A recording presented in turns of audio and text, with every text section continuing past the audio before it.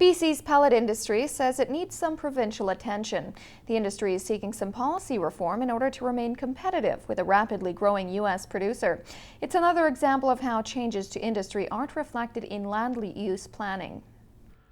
Anywhere from 80 to 100 trucks pass through the entrance of Pacific Bioenergy daily. It's enough to meet the demands of the company's current customers, but that doesn't mean there aren't challenges facing the industry. According to a report by the Wood Pellet Association of Canada, while the Southeast U.S. industry is growing rapidly, BC's pellet industry growth has stalled, due in large part to the lack of access to a long-term, cost-effective and predictable fibre supply. We're going to watch it very closely, and obviously we're going to participate and be cooperative with government, but we obviously are looking for certain aspects to happen as part of that. And that's certainty of supply, certainty of pricing, and certainty of volume.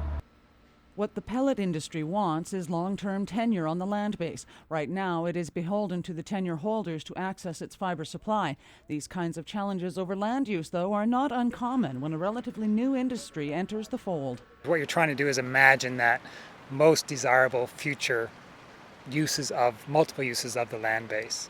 So the ultimate purpose of land use planning and thinking those through is really positive in terms of what is the most desirable state we want to be in.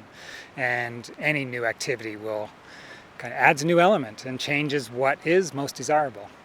However, land use plans are like official community plans for a municipality. It isn't a binding plan, but it offers guidance. It's a really strong agreement around what is that desirable future for a city base. There isn't actually the equivalent on the rural landscape, that landscape level. So you have the land and resource management plans, which were great comprehensive plans, but lacked that rigidity. It wasn't a legally binding or a strong guidance document. What the pellet industry says it has seen so far from a public policy perspective is mere tinkering by government when more is needed. British Columbia is built on having access to tenure and timber as the way of growing. And if you go back historically, the deal between government and manufacturers was, we'll give you trees, you create jobs in manufacturing. We're asking for the same thing. Things haven't changed over time for what we're looking for.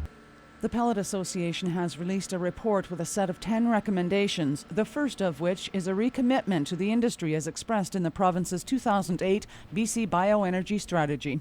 Cheryl Jan, CKPG News.